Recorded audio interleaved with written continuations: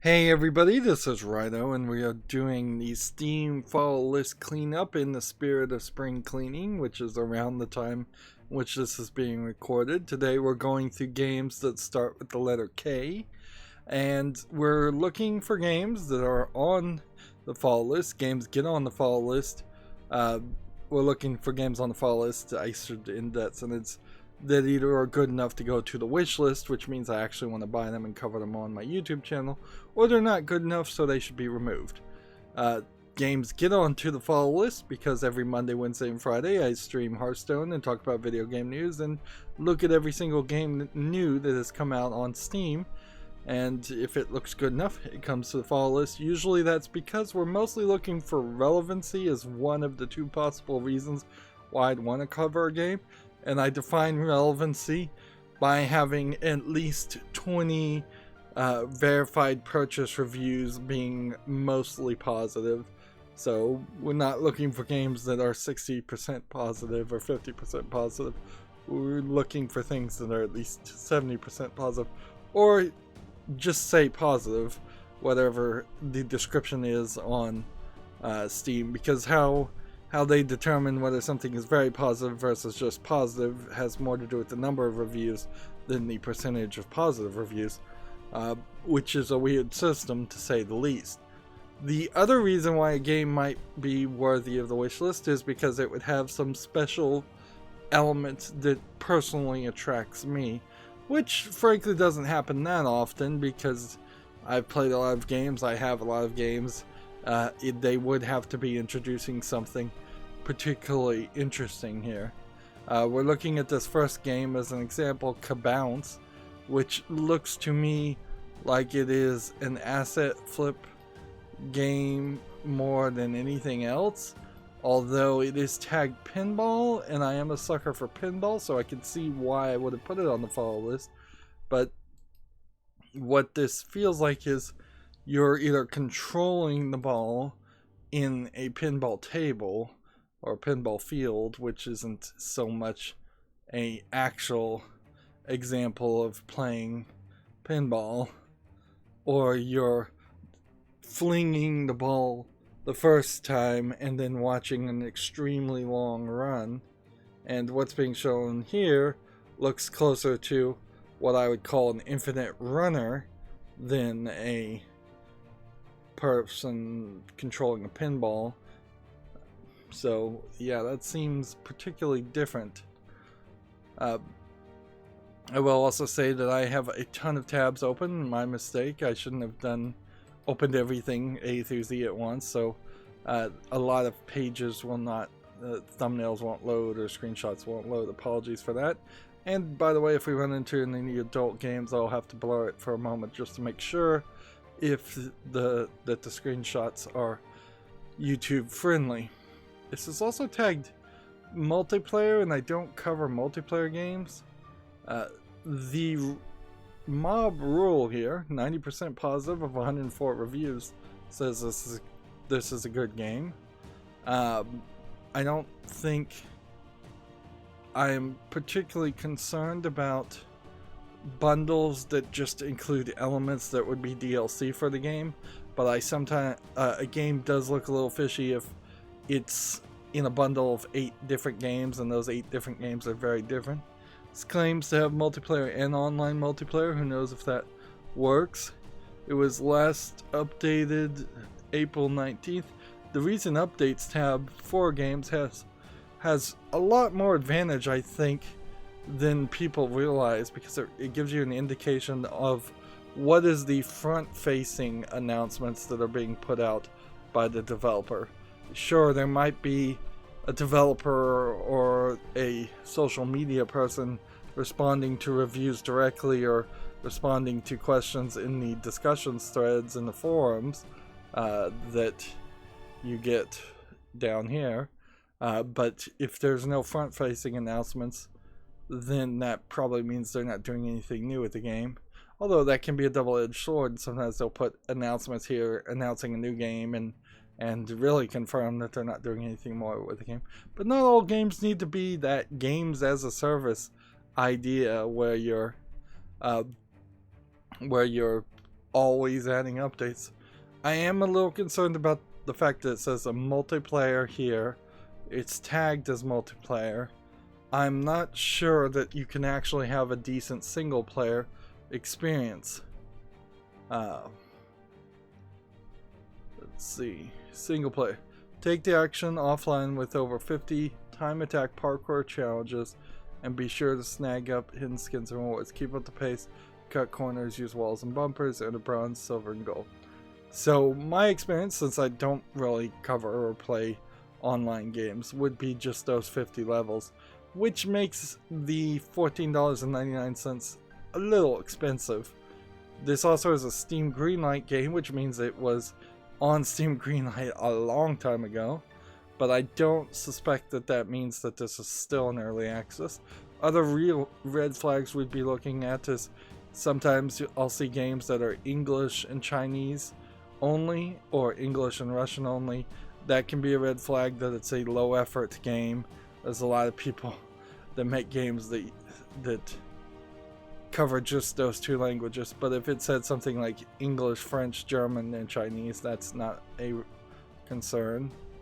And if we get down to the reviews, then I would want to look at the negative reviews, of which there's 19.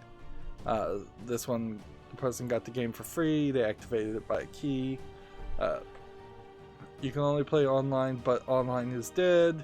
3 out of 10 would play the tutorial, would only play the tutorial again. Let's see. The game does pit you against a team of fairly formidable bots in the absence of real players, but Bounce's player base is severely lacking, so it's 99.9% likely that you'll be competing. That's all you'll be competing against. I've seen several suggestions that a free-to-play model might remotely remedy this issue. In fact, I picked up this during a free-to-play weekend, and I was impressed by the concept. This review was October 21st, 2018, by the way. This review was May 26th, which was, frankly, only a few days ago as of this recording. So, yeah, unfortunately, these negative reviews have hit the problem on the head, and there is something else that could be extrapolated from this. This person got it for free. This person got it for free. This person activated it with a key. There's a lot of people that got this game for free or activated it with a key and then didn't like it, which tells me that even in an attempt to get more people to play the game, they gave out keys or did some kind of giveaway, and it didn't work. In fact, it had the opposite effect. Now, you could just go with mob rule and say yes, it still is 90% positive, but I think if we were to break that down and show this graph, you can see there's been no reviews at all in this time period.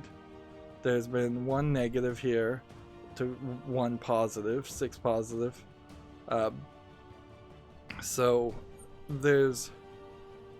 you can see when it first launched it had 31 positive reviews, and then it immediately dropped down to 6, 7 at best, and that's just an incredibly small number of people for a game that is online centric.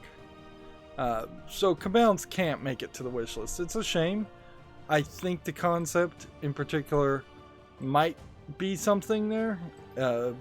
It seems like it's a little bit more than just a infinite runner, and it's closer probably in the multiplayer games to a Rocket League game, which currently, as of this recording, there's speculation, if not direct confirmation, that Rocket League is going to leave Steam. That being said, I don't think Rocket League's player base can increase much more than what it was anyways. It had its day in the sun. It was majorly successful, but time has moved forward. So we move to the next game. Next we have a game called Kate Must Die. I wonder... Now, if you were to, just on a sideline question here, if you were to date somebody named Kate, like, and it was Kate, and then you changed the name slightly and made a game like this, would that potentially be a threat? Is that a credible, verifiable, believable threat? Probably not, but it'd probably get you in trouble. I'm going to assume and give this game the benefit of the doubt and assume that this is actually supposed to be pronounced cat must die, as in a kitty cat. If that's the case, might make a little sense. I'm always a little reminiscent when you see YouTube streamers in your video instead of showing you what the game actually is, because I cannot really for the life of me tell what game this is. It looks like a horror asset flip game where you're maybe searching for deer antlers and you have to place them around. Like, it doesn't seem like it's much of a game. Here's the sales pitch. This is the hardest, most challenging horror puzzle game you'll ever play. 30 plus hours of sanity testing puzzles over the course of 10 horror-filled levels. I don't think I would particularly want to play a extremely difficult game like that, particularly if it's a horror game. That's very cliche. And while there is a lot of stuff being shown here, it really does to me just look like asset flip things. And what's funny is that nowadays asset flip horror games look better than this does, and this came out April 5th 2018 and looked like more of a game. In the end, this game does not have relevancy. 3 verified purchase user reviews, $14.99. Sure, it has some coverage from PC Gamer, Hardcore Gamer, and Bleeding Cool. I don't really care what the mainstream video game critics, as they are, they're barely even mainstream, have to say, when the people who had to put their money where their mouth was and buy the game don't care. Here's a free game that was received for free, and it's positive, so that kind of review means nothing to me.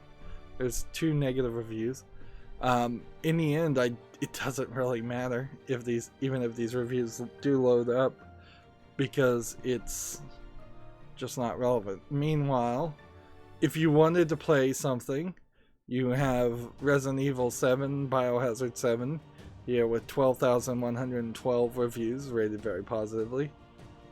Here's a negative game. Arizona Sunshine is a VR zombie game. Resident Evil 2, the remake, overwhelmingly positive with 14,426 reviews. Zombie is a mixed reviewed game. I'm planning on covering that eventually. Let's see. The free teaser beginning hour game that is a different experience for Resident Evil 7. So, yeah, you really run into like an issue where the relevancy is just so low, and you can just play Resident Evil games if you want to play horror games and have a better experience. Now, arguably, I would say even Resident Evil 7, which starts off as a survival horror game, kind of quickly becomes a first-person shooter game. That being said, there's things like Layers of Fear and Amnesia that have more relevancy than this would. And this one has certainly been given 6 months as far as this game's release date to get people to review it, and that's why we're looking at mostly games that came out before January 1st. This developer did make this other game called Loops of Zen, but this isn't in any way close to the same style of game, which that is slightly confusing and strange, that when developers jump from one art style to another. So yeah, Cat Must Die is, I guess this is a cat and mouse style game is the idea. But yeah, this is not making it to the wish list, not anywhere close. Alright, next we have a visual novel called Kaori After Story. Now, when we're covering games that start with the letter J, there actually weren't too many J games, and I said there would be visual novels, and there actually weren't any, which probably makes sense, because I doubt the Japanese language has too many J sounds to translate anything to. So this being labeled After Story tells me that there probably is something else called Kaori. Let's see. This is a visual novel sequel to Ace Academy. So then the first question would be, is Ace Academy as a game in my follow list? What I'm looking for in visual novels is I probably only want to play the top 2 biggest ones that have ever been made. And this certainly wouldn't fall into that category. This is English and full audio, and full audio for a visual novel makes some sense because then I wouldn't have to read all the text out loud. But then it doesn't support Japanese or any Asian language, so that makes me feel like this is probably a Western visual novel, just kind of trying to ape the anime's art aesthetic. And when I look at this art design and how bright the white balance is on this, that does strike me as not animated or drawn by a typical Japanese animator.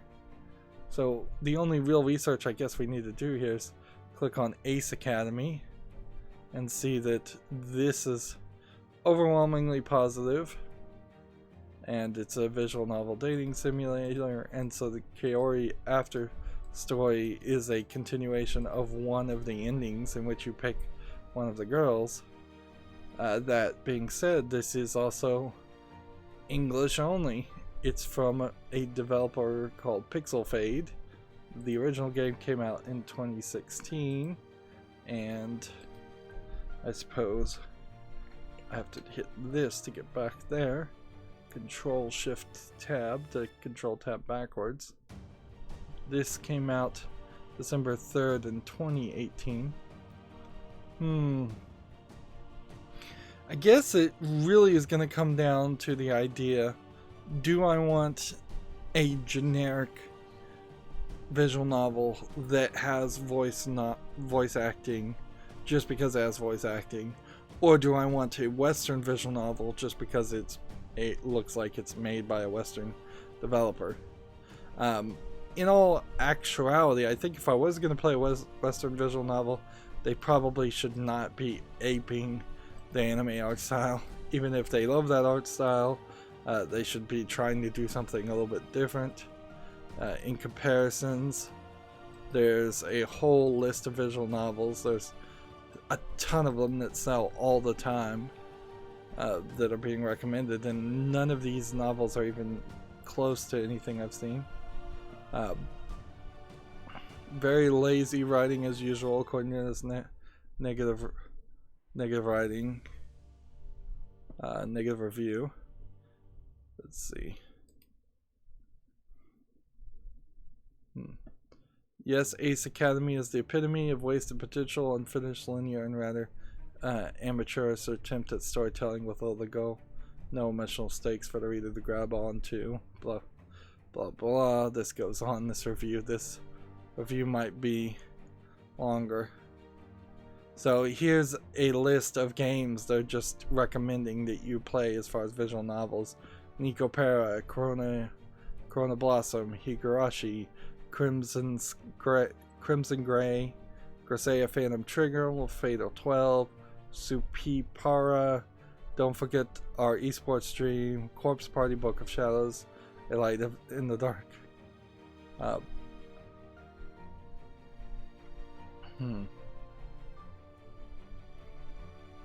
So, yeah. I don't see any reason why this should stay on the fall list. I've been clearly too generous. My standards have raised, and with that, both of these games, I'm going to double check. Both Ace Academy and Kaori After Story are going to be removed. Next we have an adult game. I could probably reload here and show it off. Let's just see what happens. But if I have to load in, we'll just skip on it.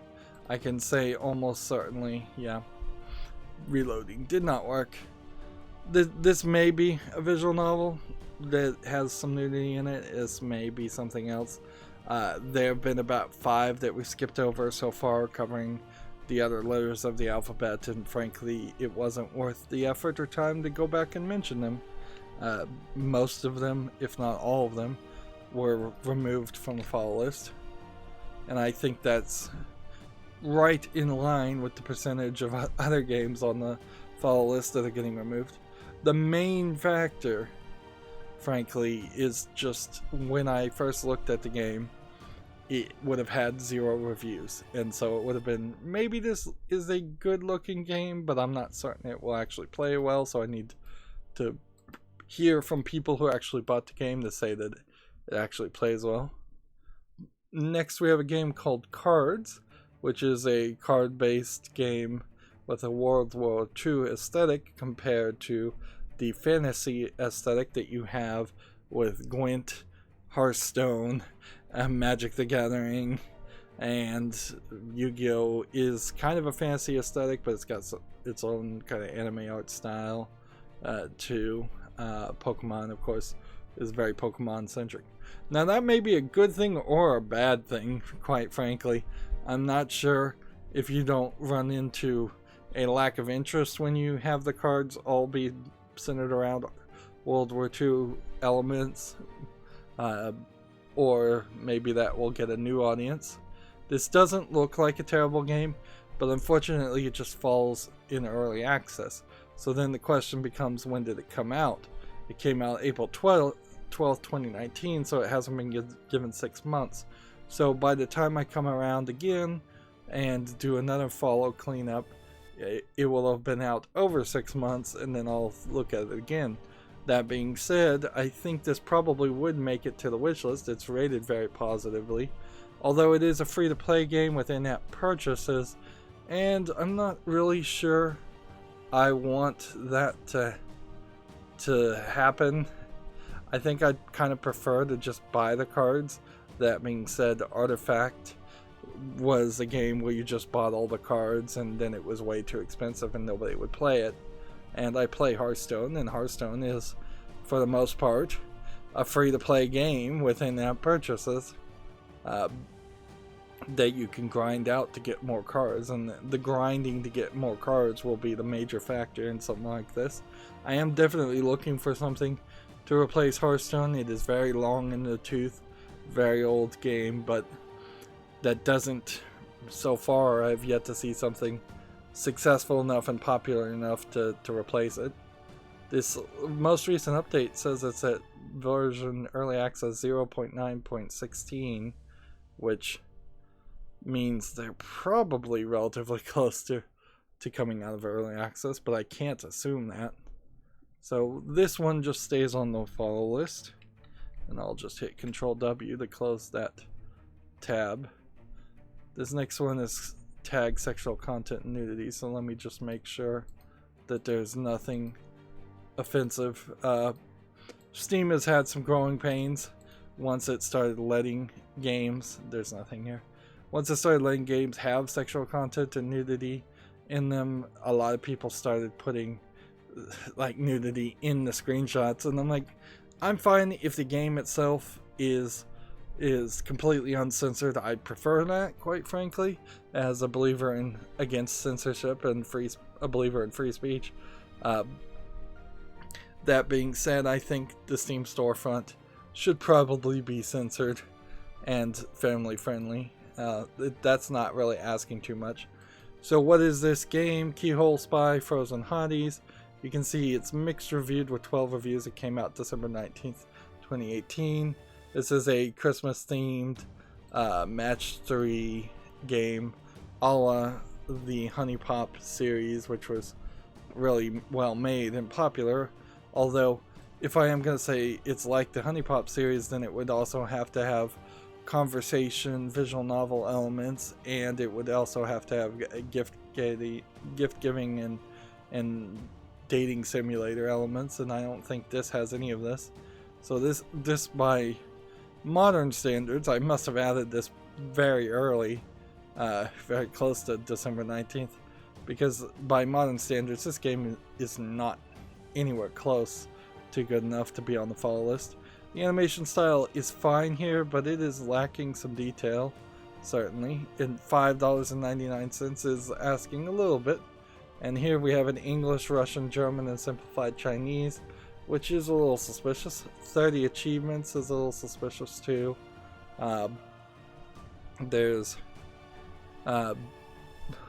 When you look at the mature content, it seems like you just get into lewd clothing. It doesn't even seem like it actually shows anything, which might explain the low rating, because quite frankly, if this was a game that did actually show nudity, it would, like full nudity, it would get higher reviewed. So it's feels like it's probably a little deceptive. So yeah, this is leaving the fall list. Shouldn't have been on the fall list in the first place. I'm learning kind of quickly that this is the case for a lot of games on the fall list. Is that what happened is I was so exhausted mentally by the time I got to games starting with the letter K that I could no longer make decisions as well as I could when I was playing games that started with like the letter A, when I hadn't done so many. And inherently that's always going to be a problem, because with more leniency I'm less likely to make the decision, or with more exhaustion I'm less likely to make the decision that a game should leave a list. Instead I would just leave it there and say, oh, I'll think about it later. But I'm not allowing myself to think that way right now. I'm evaluating every single game. Is either good enough or it goes away, and it's working pretty well. While I'm evaluating every single game that came out before January 1st or had more than 20 reviews. There's still plenty of games on the fall list that didn't fall into those two categories. Next we have a game called Kids, which just says it's coming in 2019, and effectively that means this game needs to leave the fall list just because it doesn't have a actual release date and it isn't out. And I'm trying to keep the fall list completely clean of games like this, because you just never know. I've seen games on the fall list that say they're coming out in 2018 and we're halfway through 2019. These to be announced date things can change very drastically.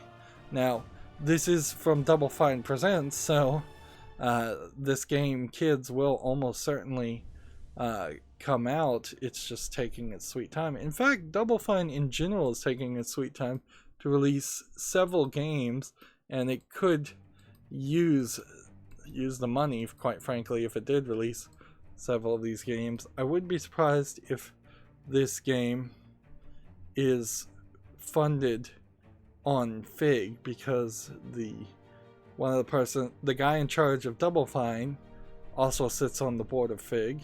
This is the sequel to a game, Plug and Play, which was a streamer favorite for its weird looking graphics, although I think it was a particularly short game. But yeah, there's no decision to make here. This needs to leave. It will come back to the follow list or go to the wish list when it comes out. There's also a game called Hidden Folks that I believe is already out. We could see if we could pull that out. So they were beaten first to the market by this game that came out February 15th, 2017, and these games look very similar, although Hidden Folks might be more of a Where's Waldo game, where Kids might be more of a surreal, weird game that is doing something very different.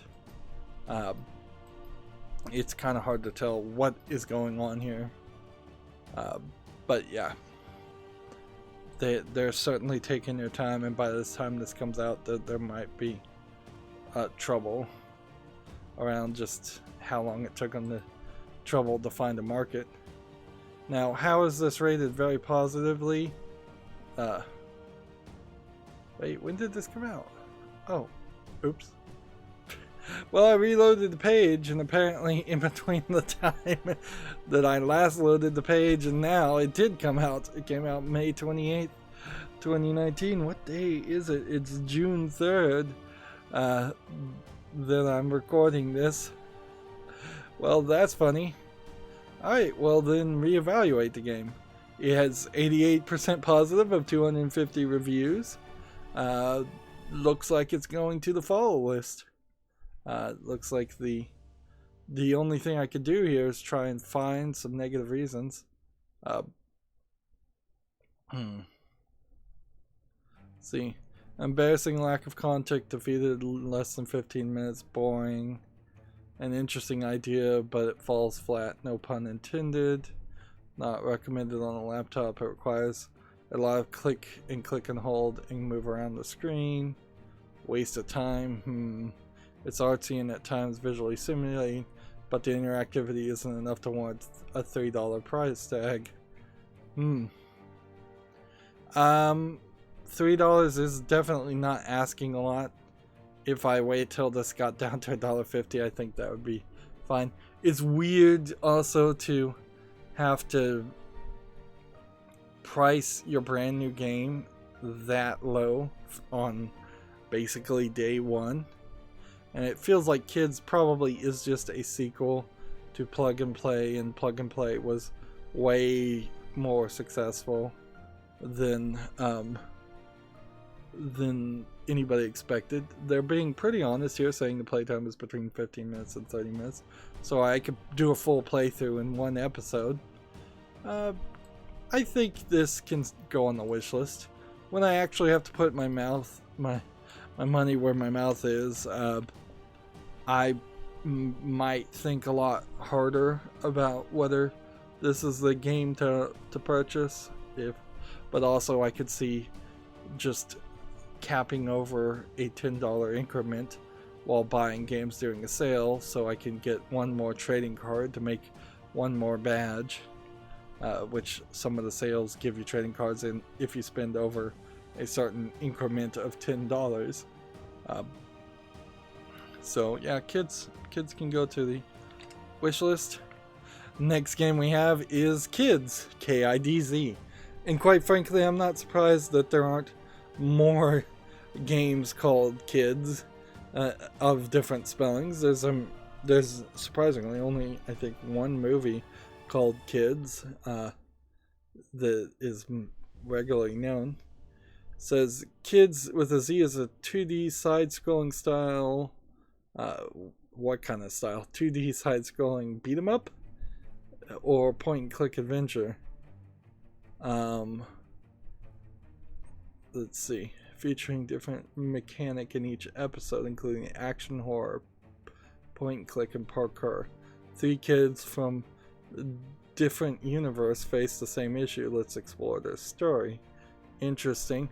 Although I would argue that this might be going for a Japanese feel, when this may not actually be Japanese game creator. And there is a danger, certainly, with a point-click adventure and a parkour game and an action horror all being made by the same team for the same game. That doesn't sound like any of those are going to work particularly well in this case.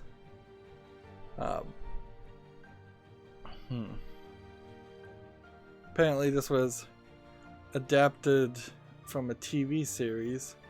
I've never heard of this TV series, so it might be. Okay, Taiwan's public television service won the Best Video Game Award Thursday. So this might be a Taiwanese developer. That would explain the English and traditional Chinese. Although then why would it not be in Taiwanese also? Based on a TV series from a Taiwan Public Television Foundation called, I guess, On Chill. I haven't seen a lot of Taiwanese movies or TV shows, so I don't know what the level of quality of their content is. We have like 25 negative reviews here. We can see what the complaints are. My guess is it will be a short game and an inconsistent game, but if it's based on a TV show, it then probably is written pretty well. And this game is free, and generally speaking, I don't cover free games. The thing I would guess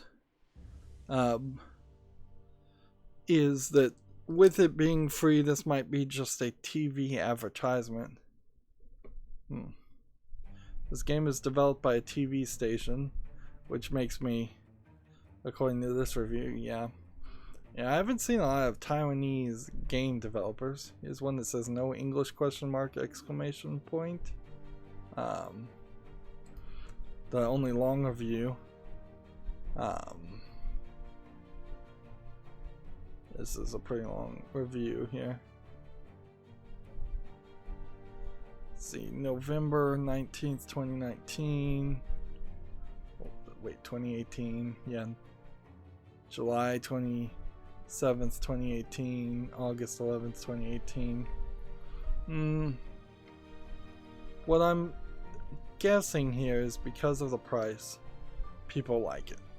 And because it's free, you can review it and be a verified purchaser of the game for no investment. Also, which leaves the game open to be vote manipulated. This one is an example of a game, though, that has something kind of unique to it, and that's why it deserves to be on the wishlist instead of the relevancy issue.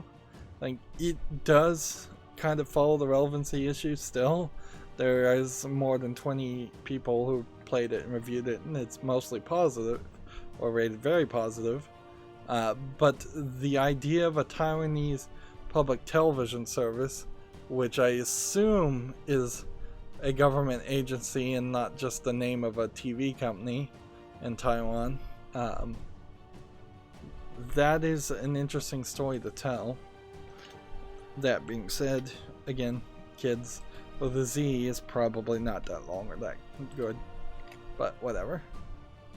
Next we have a game called King and Assassins, which looks to me to be a strategy placement style game, although it's tagged as a board game of sorts. So it's kind of like chess if you changed what all the pieces in chess do and tried to develop something new from scratch. Here you can clearly see there's an assassin here that's designed to look very much like an assassin from Assassin's Creed, whereas this is clearly not made by Ubisoft, the owner of the Assassin's Creed series. Instead, it's Asmodee Digital that's publishing it, and they're kind of well known for making board games, but unfortunately they're also well known for making mediocre and bad board games in the digital format. It's almost impossible to figure out how good a game like this plays, so we'll have to look at these 7 user reviews. That being said, it came out August 8th, 2018, and it has only 7 user reviews. It's $7, so it's not even that expensive.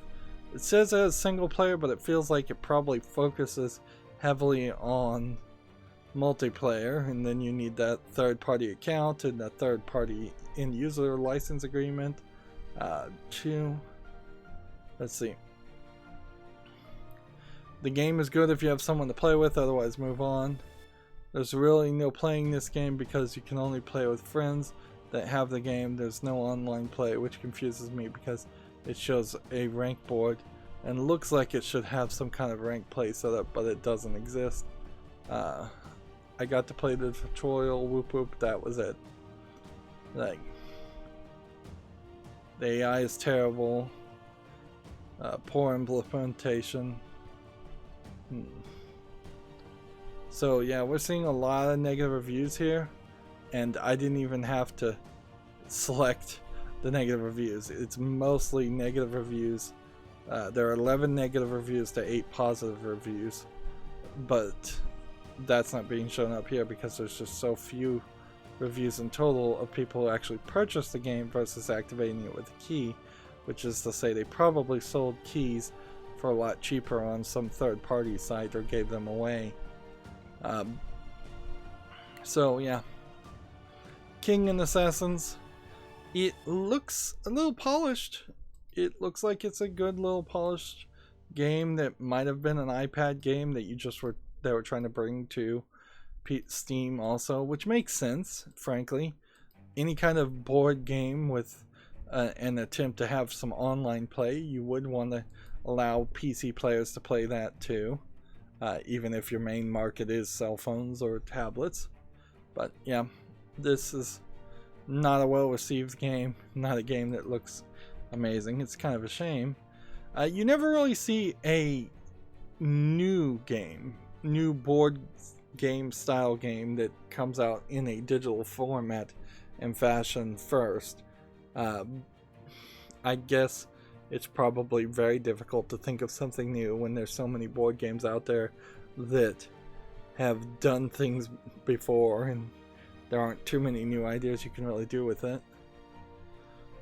Next we have a game called Kerchaw's Revenge, which looks pretty rough. It looks like it's a somewhat of an asset flip game where you're floating around trying to you're floating around in an asset flip world trying to solve puzzles that show the flow of electrons or ions, and in a much blown up example. So it's like an electricity wiring game of some sort.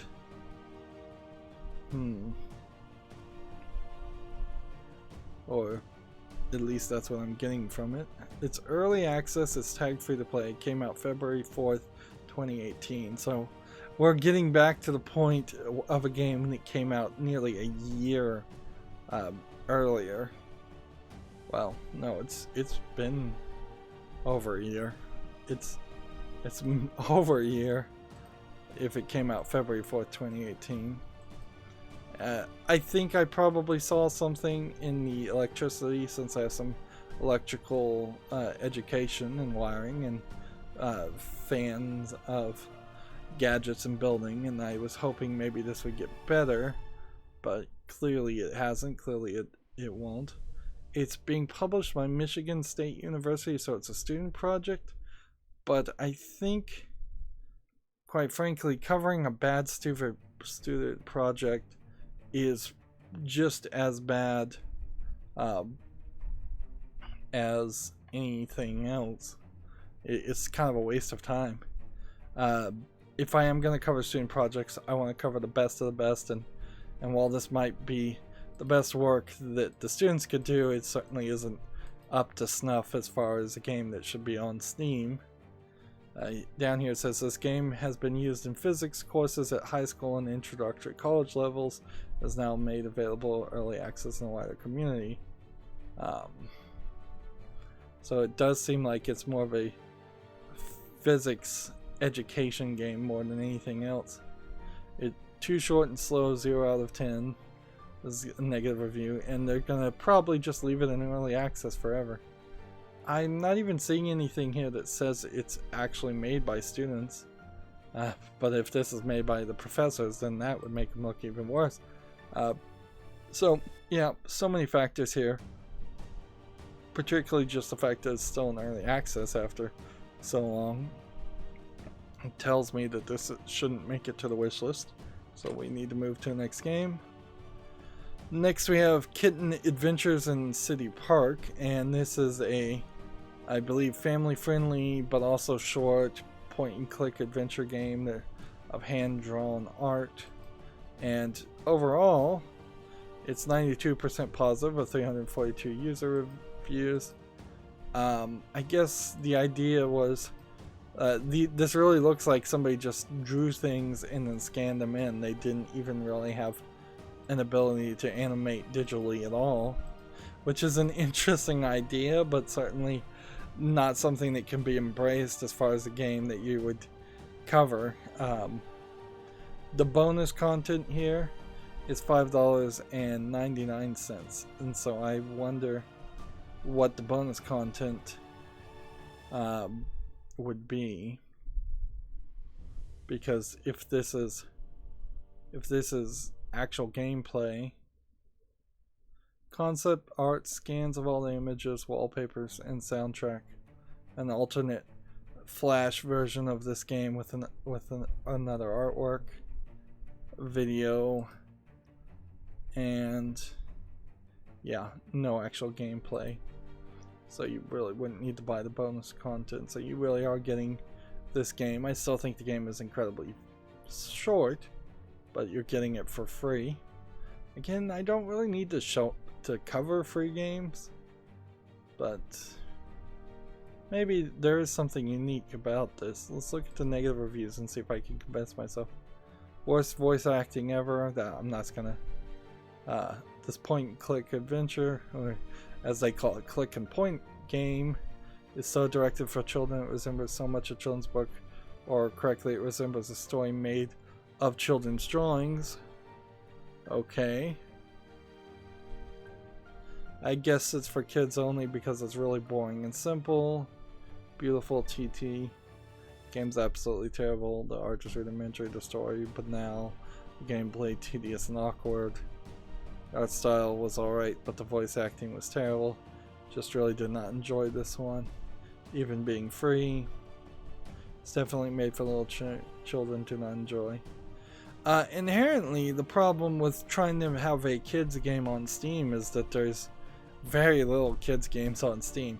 Stacking is a game kids can play. That's a kind of good comparison, but it's not. I say it's not what I would call a kids only game. There are Lego games on Steam.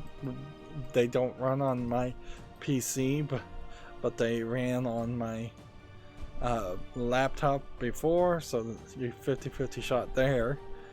Costume Quest is kind of a kids RPG game. Grow Up is a fine game for kids to play. The game is intended for 3-year-olds and older, and I think the answer there is it probably isn't intended for 3-year-olds, and I don't think you would want to set up a kid to play PC games like that, not unless you're trying to get them to play retro old games, or just a very small selection of Disney games or Lego games. There's just not enough on Steam and on PC in general. You have a much better deal buying a Nintendo Switch or buying an old Xbox 360 or an old PlayStation 3 than buying a bunch of used kids games for the consoles. So it becomes kind of pointless to cover a kids game. And while this does have a unique art style, it is also easily described as a lazy art style, because most video game animators, they pencil sketch things out. They might draw things, they might ink pictures out. There is concept art abound in most games that looks way better than this, and it doesn't get scanned and used as the final art. It gets used to make a 3D model.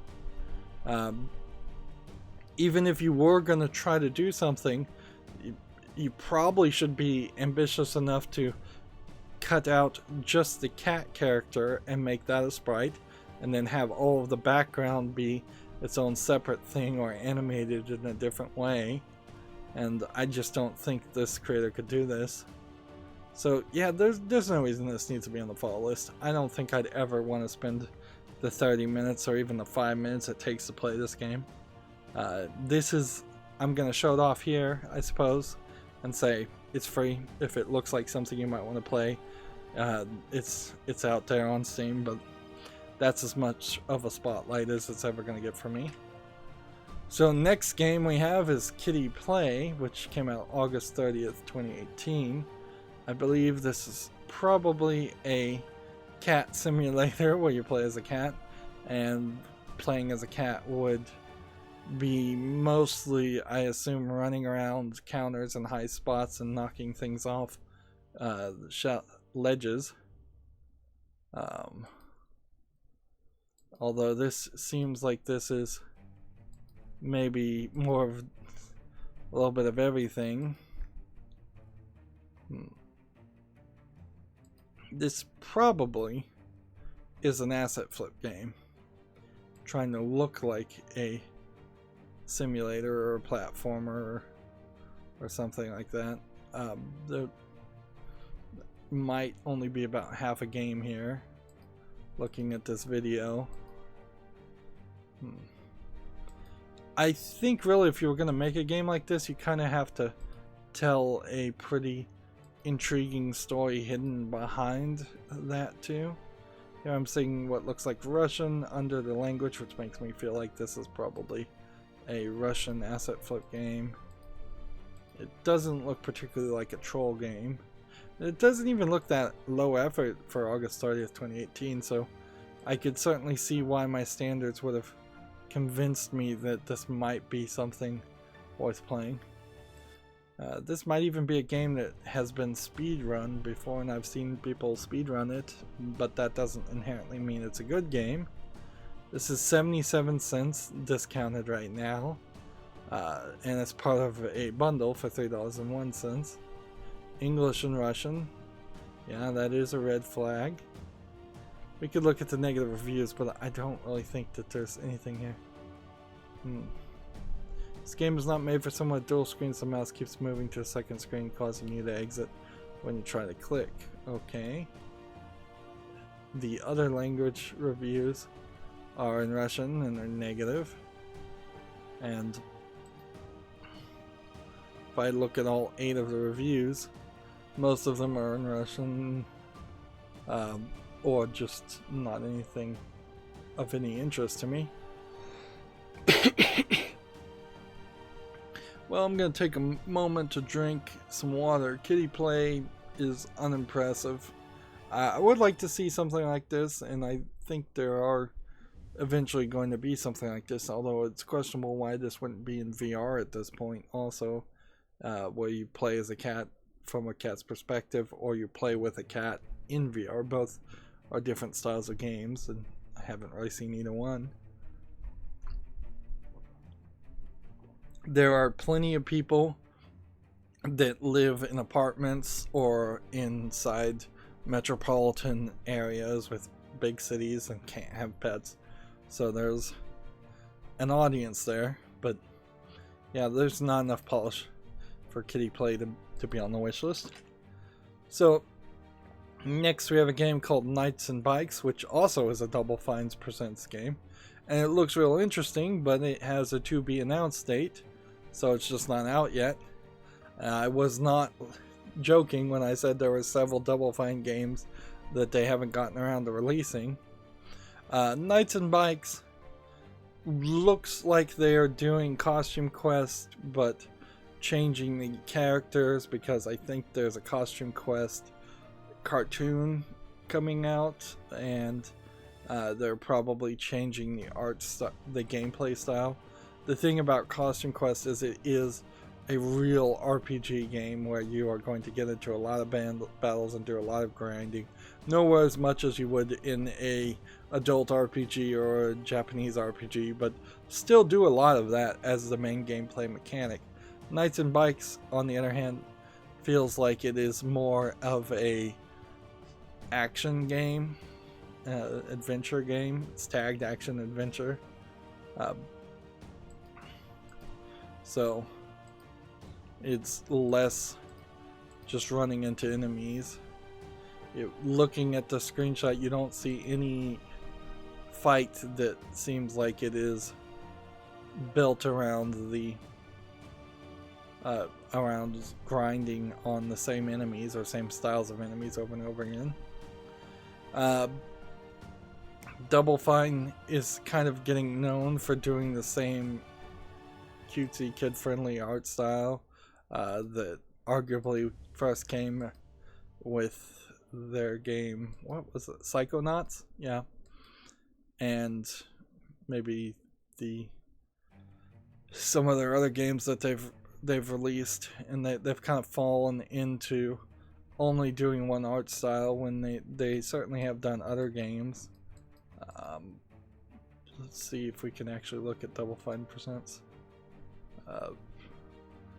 So they also published the Double Fine presents Gnog, which looks different, and Scapegoat 2, Knights and Bat.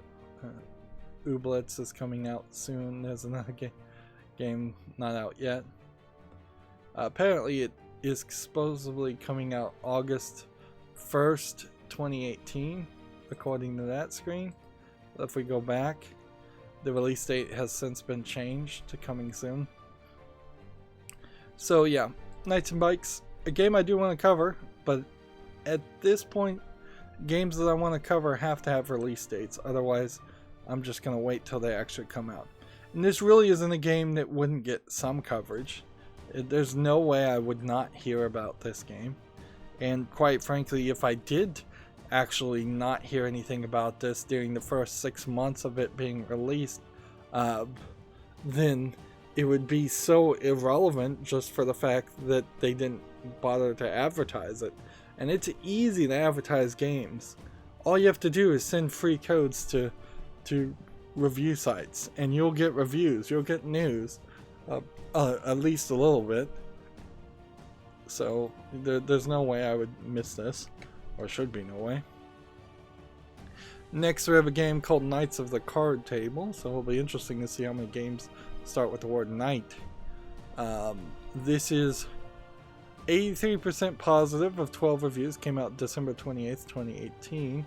Looks like it's an RPG card game. It looks a lot like Adventure Time in the animation style, and there is an actual Adventure Time card game that came out, and I played it for a brief while and then lost interest pretty quickly. This is almost certainly a single player centric style game, and it's not particularly looking like it's a deck building game or a collectible card game so much. It probably is somewhat of a collectible card game in which you can unlock cards, but I bet they don't add a lot of new content. The art style looks fine, but not particularly interesting to me, and I question the variety of items and variety of elements. This seems very simplistic. It's $4.99.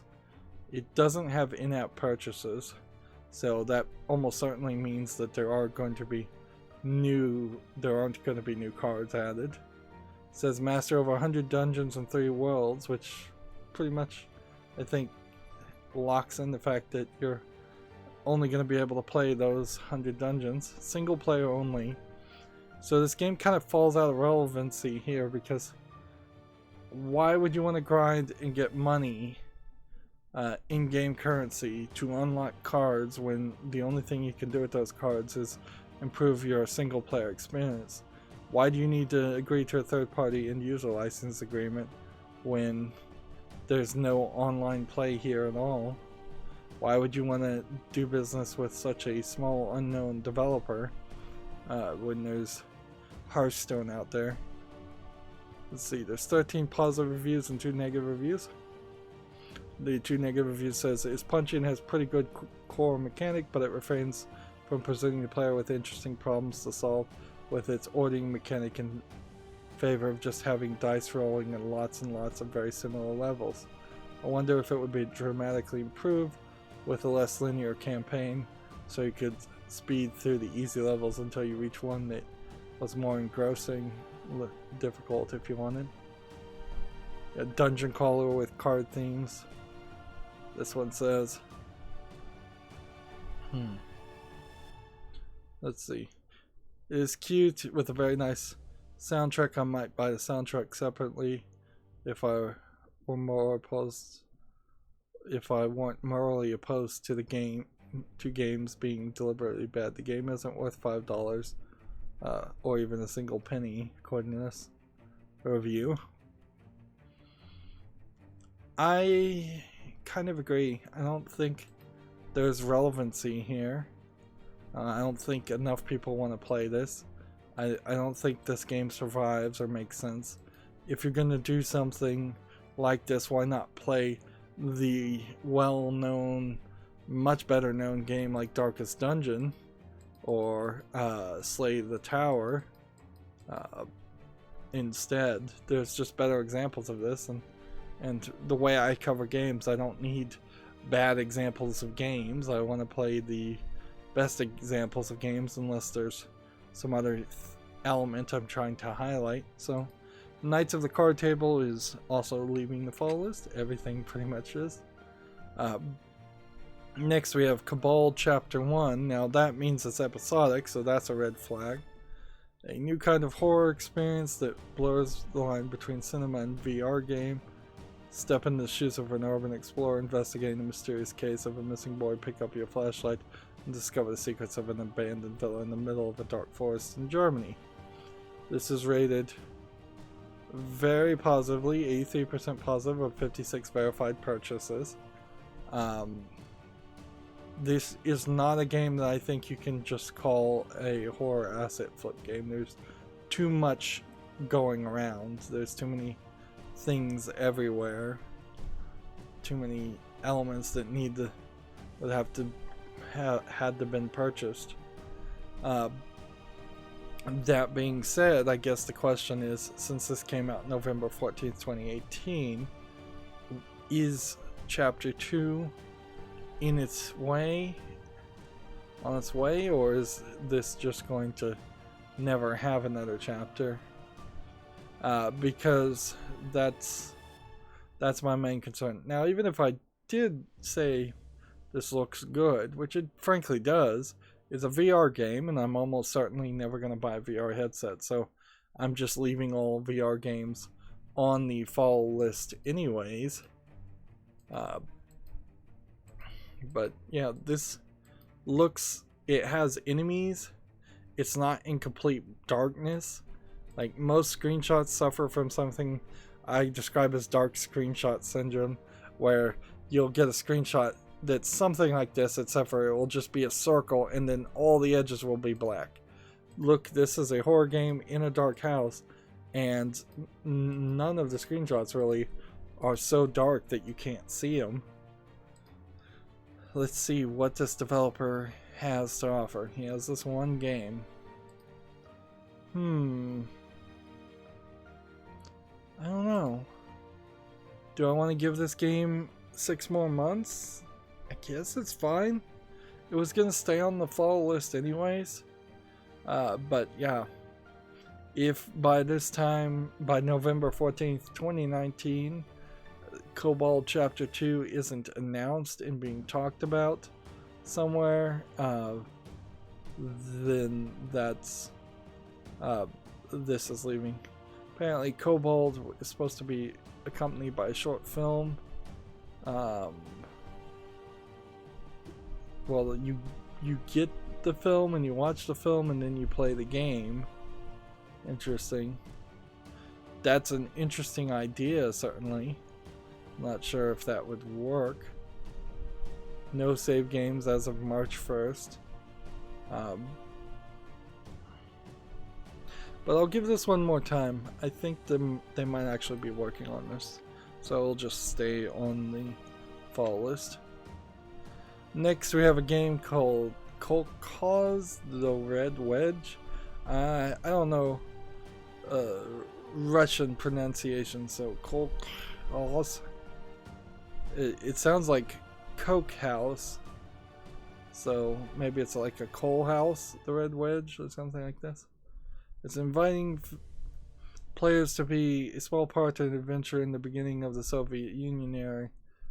Glebe was sent to the village to make all villagers give up their property used for agricultural cultivation and collectively carry out their agricultural labor.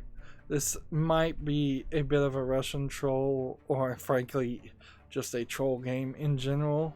The idea is probably somewhat funny, to convince people to embrace communism. That being said, it wasn't that hard to convince a lot of people to at least say they embrace communism during its time, because quite frankly so many other countries had been so corrupt and badly run that claimed to be capitalistic. Any new idea was warmly welcomed at that point. It wasn't until many decades or many years of being under the Soviet Union communist corrupt rule that they realized it's more of a corruption issue than it is an issue of your economic system. Although still, even today, people seem to not understand that pretty much any economic system that is a pure economic system will fail, and you need a mix of everything in different situations, that it has to be subjective. This game supports English and Turkish subtitles, although technically it's saying there is no Turkish interface, so you'd have to work your way through that. I'm not really seeing a lot of game here, though, before I get into a longer conversation about economic and political systems. This looks like more of a puzzle game than and it's like a puzzle game that I don't fully understand what's going on than what I would have thought it would have been. I would have thought it would have been more of a comedy point and click adventure style game. And yeah, the 2 negative reviews are not even in English, so that information's not going to be useful. So yeah, I'm just not seeing anything here of real interest. The art style looks almost like a children's book drawn art style, and 4-point click adventure, I'd be okay with that, but it's not particularly interesting. Yeah, here you have what looks like 2 Russian reviews and negative. Unless that's how Turkish writing looks also. But yeah, I see nothing here. Let's move on to the next game. Next we have a game called Calm No. Don't let yourself be fooled by its minimalistic look. Calm No is one of the most elegant and challenging games in recent time. Well, I would severely disagree with that, considering it's 58% positive of 6 verified users. Seems to me like people have very little interest in this game, and they have very little satisfaction with this game. Seems like there's several buttons that are mapped, I would assume, to a controller, or this is some kind of mobile game that has just been ported. I wouldn't be surprised if it's a mobile game. And yeah, it has Apple and Google Play Store versions, so it is just a mobile game. This is what I call a one-screen Unity game, although typically those are slower puzzle games, where this one seems to have a little bit more action to it. It's 49 cents, so they're barely asking anything for it right now, and still people are not happy with it. We could go and see the negative reviews, but clearly it's not liked. It says it's poorly executed. It's an exercise on low forgiveness button pressing. The game falls sadly between the likes of Celeste and any standard puzzle games. In Celeste, your goal is to, and each step is to attain the goal, are fairly obvious throughout the game. This is an interesting comparison for a puzzle game to compare it to Celeste. Here's another review, skipping forward. Too long didn't read. This is not a puzzle game. You know the solution, but it's dumb because the mechanics are all about the timing of a few arrow presses. Not a thinking game, it's a triggering one. Requires pinpoint accuracy and timing. The graphics are poor as well. Not a casual game, not a puzzle game. So people feel deceived on this game, and I can see why. So this is leaving the follow list. We really haven't seen a lot of great games so far. 2 games called Kids. So far, the only thing making it to the wish list. Next, we're looking at a game called Coral with a K instead of a C. Let's see, is this a solve puzzles to bring back to life coral reefs and spread the beauty of the oceans in different sea ecosystems? So is this kind of an Echo the Dolphin style game where you're swimming around a lot, which is about all anybody remembers of Echo the Dolphin? It kind of does look like an Echo the Dolphin game. That might not be too bad. It's 90% positive with 21 user reviews. It came out May 16th, 2019, so it's not even been out for 6 months. I think that unless I can find a reason in a negative review not to play this game, this looks fine. Now, I will say, it does feel a little weird here that you're playing as a glowing ball of light and there are no fish or any other element, and 65 puzzles is a little small. $11.99 is probably fine for the price, and apparently they're gonna add some more content. Let's see. Coral is a short but dense game that will last you no more than 3 hours. If you want to get 100%, if play time price is crucial to you, wait for sales advised. So even they're saying it's short, which is probably fine for me. We have 3 negative reviews. Maybe none are in English. While that's loading, a comparison game would be Abzu, where you're swimming around a beautifully designed environment and you see lots of fish in the ocean. Never heard of this game, The Search, but it's mixed reviews. There's certainly a lot of games I still haven't heard about, but most of them I have seen. I would say I've been around the block of Steam so many times now that I probably have seen more than half of all the games on Steam.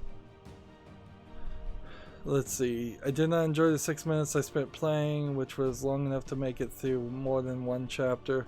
I guess this is aimed at children, and since I'm an adult, I was not the target of the audience. So boring, and the graphic gameplay are just repeated over and over again. So there is something there, I think, to take from that 65 puzzles can be done in less than 3 hours. But either I'm being more generous now, or this feels like a game that should go to the wish list. So I'll put it on the wish list. For all I know, it wasn't on the wish list before. It probably wasn't.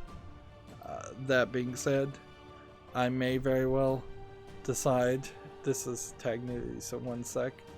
I may very well decide that it is a case of there actually being this might be a case of me just being far too generous as far as the game. Alright, well, most of these are YouTube friendly screenshots. So next game we have is Kotodama, the 7 Mysteries of Fujisawa. It doesn't have enough reviews yet. It's not out yet. It's tagged visual novel, puzzle, adventure. It looks like it is a honey pop style game, but also seems to have some other elements that are more visual novel elements. Let's see. So, well, actually, come to think of it, I could just reload this page. And now it has 1 user review, and it is actually out. This is from a known developer, P-Cube Limited as a publisher and developer, so I kind of know them. I don't know if they're specifically good at what they do. In fact, they might be kind of notorious for not being great at what they do. this is full Japanese audio in it. It's rated teen, so suggestive themes, according to this, are the only thing you're actually going to see. Although the description says partial nudity, which probably means it's a spa scene where you see a boob, and that's it, or maybe a butt. And with the one,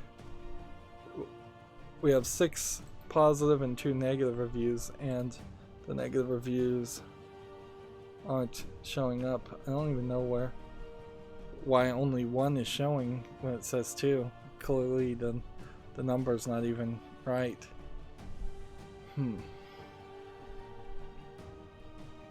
Let's see. So the question, I guess, is, should I give this more time? The answer is yes.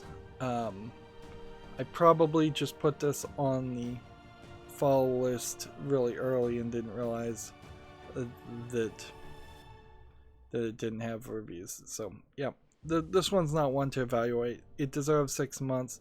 When we come back in 6 months, almost certainly there will be either enough reviews to tell me that this is maybe a good honey pop style game, or it is actually not that good of a honey pop style visual novel dating romance game.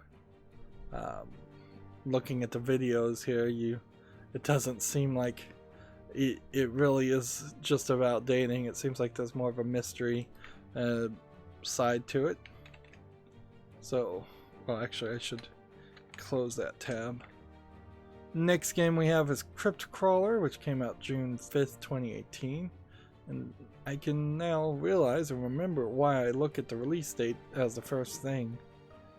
Crypt Crawler looks like it is a VR dungeon crawler, which maybe you don't require VR. Let's see if we can find that. 10 giant levels, unveil an ancient secret. Does support VR, but it doesn't have the tag that says you have to play it in VR. So there might be, you might be able to choose. That being said, this is probably not to the level of quality. It is from a publisher, Head Up Games, which I do recognize. I'm not sure what they have published otherwise, but yeah, this looks like a pretty standard dungeon crawler, mostly designed for VR.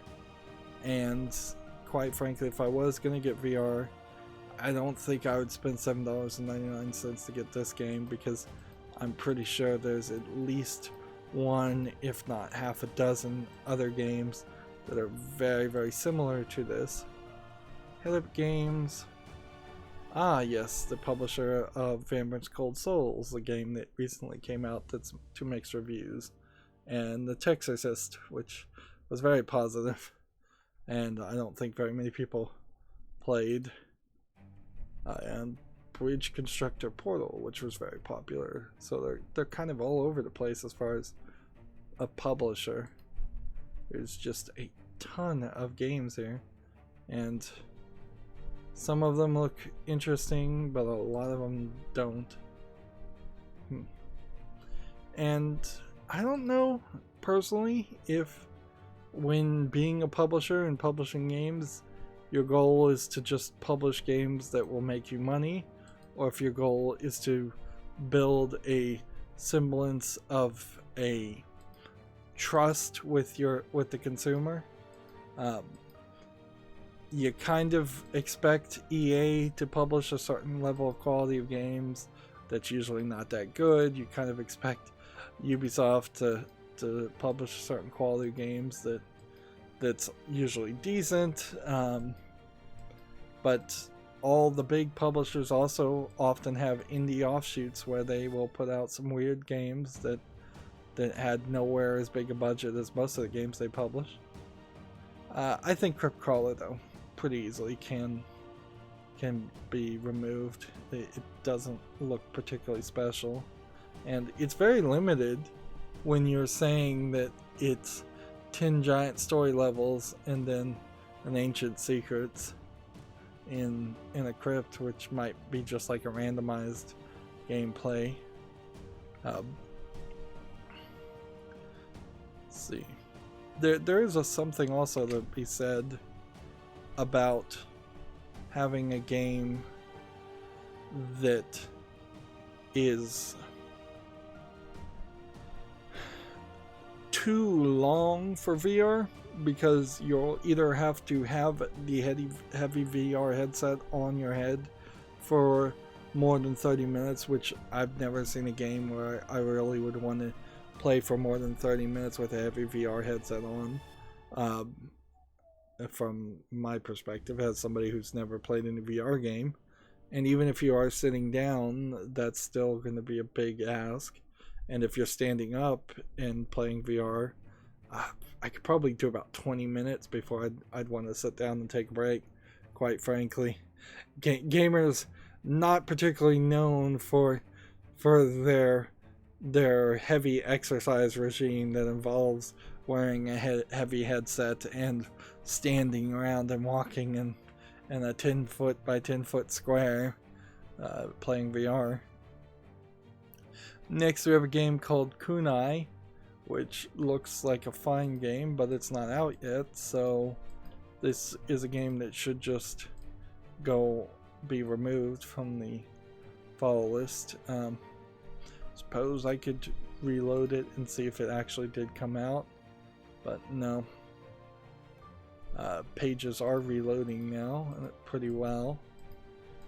The problem that I run into is when I open using a plugin called, I believe it's called Linky for Chrome, you can just draw a box when holding down a cutscene, a shortcut key, and you'll draw a box around a bunch of links and it will open all those links at the same time.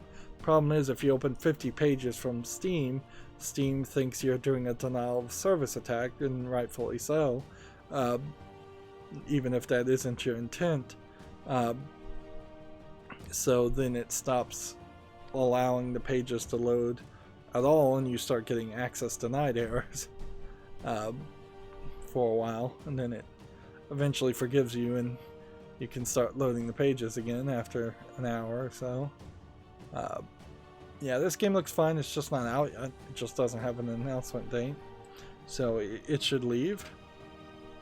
And I guess that was the last game starting with K, which is not super surprising.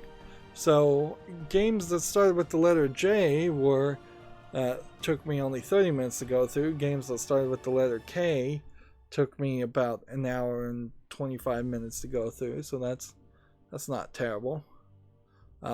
So next time, let's see, LMNOP, HIJK.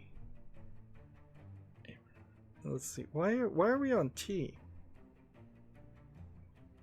Is there no QRS games?